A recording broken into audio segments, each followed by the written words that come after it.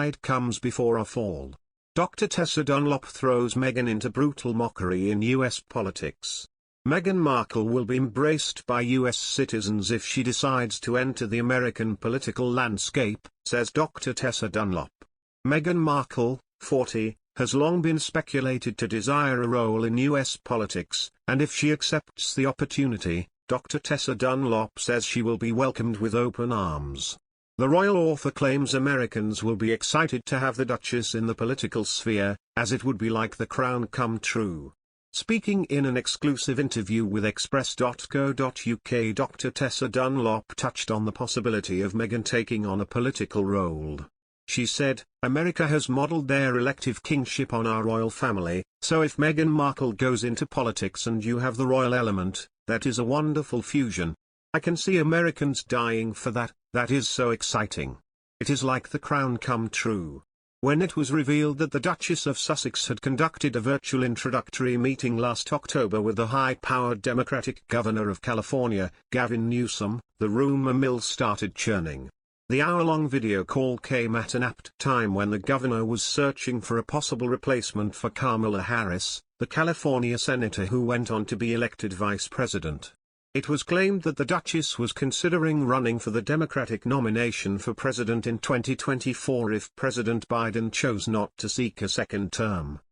The Mail on Sunday claimed that British sources with links to Washington believe that Meghan is networking with senior Democrats with a view to building a campaign and fundraising teams for a tilt at the US top job. Far from being surprised or scathing, Californian Democrats were reportedly delighted by the reports last October.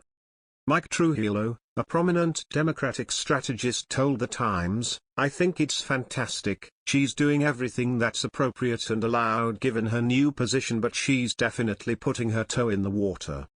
And once your toe is in the water, your whole foot is in, and next thing you know you are knee-deep and then you are fully in." He believes that their Archie Foundation could prove to be a launch pad into politics, much like Schwarzenegger's after-school foundation proved to be his own. A source close to the Sussexes has latterly said that the meeting with Newsom was nothing political and more social than anything conducted alongside his wife. Meanwhile, Dr. Tessa is gearing up to release her highly anticipated book, Army Girls, for the 80th anniversary of national conscription for women in December. Army Girls is the intimate story of the final few women who served in World War II and are still alive to tell their tale. They were female soldiers in a war Britain wanted to fight without conscripting women. It was a vain hope. By December 1941, for the first time in British history, women were called up and a generation of girls came of age in khaki, serving king and country. Barbara trained to drive army style in giant trucks, and Grace swapped her servant's pinafore for battle dress and a steel hat. Martha turned down officer status for action on a gun site, and Olivia won the Croix de Guerre in France. Speaking on the inspiration behind the book, Dr. Tessa shared, "It's kind of unspoken about. I think certain narratives drown out others in World War II.